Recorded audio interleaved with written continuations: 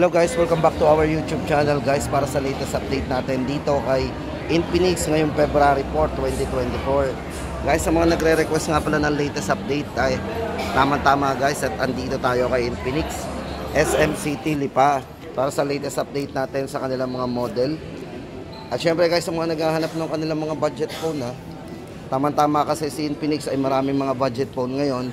At hindi lang yan guys, sa mga gaming phone din, meron din sila. Especially guys, ito Note 30 and 030. Then si Hot 30 sa mga naghahanap ng budget na pang gaming phone din, meron yan. At syempre guys, sa mga gusto maghanap ng wireless buds, so yan, ito po yan, mura lang to, 999 lang po yan. Bali ito po si GM8. Yan, GM8 po ang pangalan ng anong yan, wireless buds. Tapos ito pong isang to, si Moiden, ito ay 1,799. So 1,800 lang. Ito guys, para sa mga budget phone ni Infinix guys, ito si Hot 40 and Smart 8. Guys, unahin na natin si Smart 8. Guys, ito for Smart 8, meron po siyang tatlong variants. Guys, ito yung nasa harapan natin, yung 6GB RAM, 64GB. So ito guys, yung 3,299 lang to. So sa mga naghahanap ng budget phone ni Infinix, ito guys, naka 90Hz refresh rate na po yan. Ito guys, para sa kanyang specs, ito check natin sa likod ng box. Yan, 90Hz refresh rate, naka punch hole screen, 5,000 mAh battery. Then guys, ito naka type C na po yung kanyang charging port. At may malakas na volume guys to, kasi ito ay naka 200% volume with DTS processing yan. Naka side fingerprint na rin po para sa security unlock. 13 megapixel naman po yung kanyang camera. So yun guys, napaka budget po nito, Smart 8. Bali ito po ay 4GB RAM, 64GB internal storage. Bali magtataka po kayo guys, sa box po nito is naka 3 yan, 3 plus 3 ang nakalagay. So 3GB RAM plus 3GB RAM, kaya naging 6. So yun guys, sa update natin dito, price nito is 3,299. Then guys, ito para naman doon sa 4GB 64 na variant, wala po sila dito. Yun naman yung bali magiging 8GB total of RAM, pero wala silang stock. Pero kung sakali po guys, sa mga store na mapuntahan natin, ang price nun ay 3,499. Then ito, sa harap naman natin, ito naman yung naka 8GB RAM total of RAM. Ayan, 8GB, tapos naka 128 na po internal storage nito. Ang price naman nito is 3,799. So guys, ito very affordable pa rin kasi naka 128 na tayo, tapos 3,799 lang. So same lang din po siya ng specs ng ating 6GB RAM 64. Yan, pagdating sa bali pinagkaiba po nila ay yung internal storage. So yan guys, salitin natin ang price nito, 128GB ay 3,799 lang. Tapos guys, ito naman ang ating update for Hot 40i. Syempre guys, budget phone pa rin to, si Hot 40i. Dito guys, for Hot 40i, may tatlong variants din tayong pagpipilian dito. Para po sa 128GB, ito po yung 4GB RAM 128. Yan, ito. Yan, bali ang hawak natin pala dito guys ay yung 16GB. Meron siyang total 16GB, pero wala tayong hawak na 4GB 128. Kung sakali po, ang price nun ay 4,299. Yan. So yun, wala lang tayong hawak dito ng display. Pero guys, ito, sunod naman natin yung 16GB RAM 128. Bale, price po nito is 4,999. So 5,000 lang. Naka 16GB of RAM po tayo, tapos 128 na. Yan, naka 90Hz punch hole screen na rin. 50 megapixel po, mas mataas ang camera nito. Yan, naka dual cam. At syempre guys, may mataas na front camera to, naka 32MP. Yan Then naka side mounted fingerprint din para sa unlock. At meron din siyang malakas na volume, 200% volume. Yan, 18 watts fast charging na din para sa kanyang 5,000 mAh long lasting battery. So yan guys, Hot 40, 16GB 128, 4,999 lang. Then guys, kung gusto naman natin mas malaking internal storage, ito naman po, mag-add lang kayo ng 1,000. Ito po ay 5,999. Yan, bali naka 256 gig ang kanyang internal storage. Yan, naka 50 megapixel din, dual cam, 32 MP, crystal clear, selfie. O yan guys, update natin para sa Hot 40 i. Yan, 5,999 para sa kanyang 256 gig. Laki ng internal storage nito pero mga budget phone ni Infinix. O yan. Tapos guys, ito syempre sa mga nagtatanong nga pala ng Hot 30 Play, para po kay Hot 30 Play. Ito nga pala guys, for Hot 30 Play, ito na po yung ating latest update dito. Bali ito naka 16 gig RAM, 128 gig internal storage din. Ito po ay 4,999. Yan, maganda dito guys kay Hot 30 Play. Ito po ay naka 6,000 mAh battery. So may mataas pong battery yan. Tapos naka 90 Hz na po yung kanyang refresh rate na may malaking screen kasi naka 6.82 na yan. High definition plus cinematic quality display yan. Yan, syempre guys yung RAM nito may extended RAM. Naka up to 16 gig total of RAM po yan. Sa camera meron siyang 16 megapixel para sa kanyang main camera. At naka iron triangle 2.0 para sa mga mahilig maglaro kasi meron siyang cooling and gaming network yan. Hot 30 Play 4,999. Tapos ito naman guys for Hot 30. Ito guys sa mga naghahanap naman ng Hot 30, nagtatanong po sa atin kasi sa ibang area guys pwedeng maiba po to, depende sa promo po nila kasi hindi na po ito yung pinaka latest po talaga natin. So ito po ay may mga promo discount na. Yan.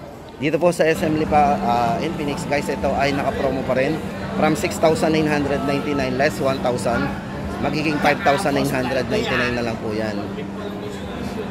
Para sa chipset po, ito ay naka-Helio G88 na po. Yan, octa-core gaming processor. Yan. Para po sa size ng screen, naka 6.78 1080p na naka 90 Hz na po yung refresh rate niya. Meron siyang 50 megapixel super night film photography. At syempre yung design po nito naka glass peel, slim and light design. 33 watts fast charging na rin guys at 5,000 mAh battery. Yan, para sa latest update po natin, Hot 30. Sa naghahanap ng discounted na pang gaming at syempre budget. Ito po yan, 5,999, Hot 30. Tapos guys, bago tayo pumunta doon sa dalawa, guys, pakita ko sa inyo yung accessories po ni Infinix. Ito sa mga naghahanap ng murang wireless na buds. Yan. Guys, ito sa GM8. Ito pa yung huling lumabas sa kanila. Dati kasi yung GM7. 199 po ang price nito. Bale, eksaktong 1,000. Tapos yung isa po dito guys, ito yung mga smartwatch. Sa mga naghahanap po ng smartwatch, ito po Infinix Moy. Yan. Bali ang price po nito 1,799 naman. Sa mga naghahanap po ng smartwatch na Infinix. Tapos guys, ito punta na tayo dito kay Note 30. Ito, yan. Guys, ito yung dalawa. Bali ito po yung 4G Note 30. Ito guys, para sa price po nito si Note 30. Ito guys, for Note 30, ito po yung 4G. Bali ito guys, hawak natin is 256 gig. Bali guys, ito nakasale na rin to. Bali ang price po nito ngayon ay 7,499. Sa mga nagtatanong nga pala guys, yan na po yung ating latest price update dito kay Note 30 4G. Ito guys, naka 45 watts all round fast charging na po yan with 5,000 mAh battery. 6.78 naka full high definition na po yan. Then maganda dito sa screen niya, naka eye care display. Yan, with 120 Hz dynamic refresh rate na po yan. At kung camera naman po pag-uusapan natin guys, ito ay naka 64 megapixel ultra clear triple camera. At sa mga gamer guys, ito ay naka Helio G99 6 nanometer ultra power processor. Yan. Yan, extended RAM din, naka 16 gig RAM, 256 ng ulit natin. At maganda dito guys, naka dual speaker po yan, sound by JBL. So yan, syempre, pag sinabi natin JBL guys, napakaganda ng sounds yan. Yan. Price po natin, 7,499. Then next naman natin ipapakita sa inyo guys, ito, so Note 30 5G. Syempre guys, mas maganda 5G kung gusto nating mas mabilis ang ating downloading and uploading once na may signal po tayo ng 5G connectivity sa area. Ito maganda dito guys, unahin na natin yung kanyang chipset. Naka D80 5G ultra fast gameplay po yan. Meron din po siyang 16GB total of RAM. Size ng screen naka 6.78 full high definition din. With iCare display din, naka 120Hz dynamic refresh rate din. So napaka-smooth ng screen natin dyan pag tayo magbabrowse at mag-game. Dimensity ulitin natin, 680 5G processor, dual speaker. Syempre guys, may mataas na camera to. Meron siyang 108 megapixel master triple camera.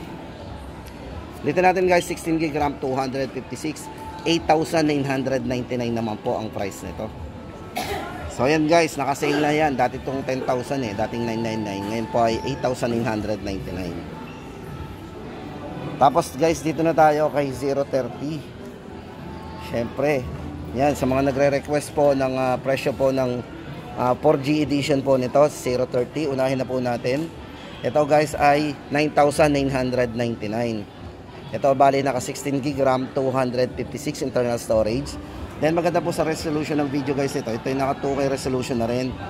30 frame per seconds. At syempre naka vlogging front camera po to na mayroong 50 megapixel na camera. So yung mga mahilig mag selfie dyan o mag vlog gamit yung front camera, so may malinaw na po siyang 50 megapixel.